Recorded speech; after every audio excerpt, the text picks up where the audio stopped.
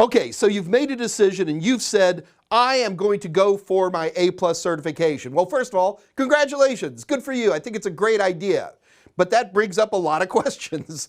Big one is, well, how am I going to pass this thing? Okay, well, first of all, let's talk about the exams themselves. You actually schedule the exams with an organization called Pearson VUE. Here's their website right here. So you go to their website and you look up a location that's near to you, and you schedule a time and a date, and then you go to that testing center, and then you take the exams, and if you pass, you're A+ certified. Again, there are no prerequisites. You don't have to have any job training. You don't have to have any experience. Anybody can walk up, schedule an exam, pay the money, and they can become certified.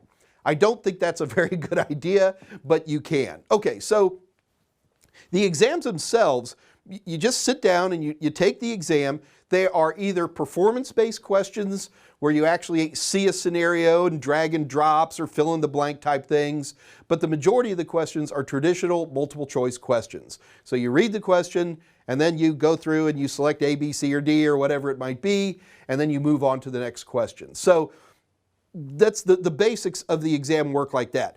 You take the test, and when you say, I'm done testing, it makes you go through this terribly long survey. I think it's cruel, CompTIA. You shouldn't do that. So you go through this survey, and then when the survey's done, pop, right on the screen while you're still sitting there, it'll say pass or fail. So if you pass, fantastic. If you fail, just reschedule it and take it again. This is not an SAT. I mean, it's not a one-time thing. For the record, I fail about 1/3 of all the certification exams I take. It's just, other than the inconvenience of time and money, it's not a big deal. Nobody cares. Okay, so you take the exam. Oh, and by the way, you'll get a score, and nobody cares what your score is. It's D for diploma. Just pass and everybody's happy. No employer's going to go, what score did you get? So it doesn't even work that way. In fact, the scoring system on the exams is, in my opinion, very, very confusing. It goes from like 0 to 900, and you need different percentages. What's the number here? They're going to put it on the screen for you. So to pass the 1001, you have to get that number out of 900. But that's not like a percentage or anything. It can be a little bit frustrating. Don't panic. Just go ahead and take it and you'll be fine. All right? Now, the question is how do I study? And that's really, well, I hope why you're here. This video series in and of itself is a powerful tool to help you pass the CompTIA A+ exams. However, you might want to consider some extra tools. For example, my popular all-in-one CompTIA A+ certification book, or the Total Seminars online practice tests to help you pass the CompTIA certification.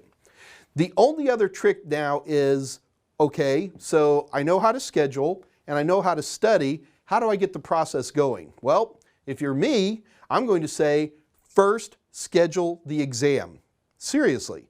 Heat and pressure makes diamonds, and based on your own amount of skills, I recommend going out maybe about 60 days from today when you want to take the exam, and then you've now got 2 months to study.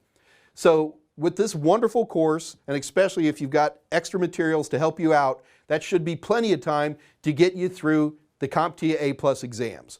Now keep in mind that there are 2 different exams here. So you can take the 1001, go ahead and test, pass that, and then you can go and do the 1002 and pass that. There's no better feeling than walking out A+ certified.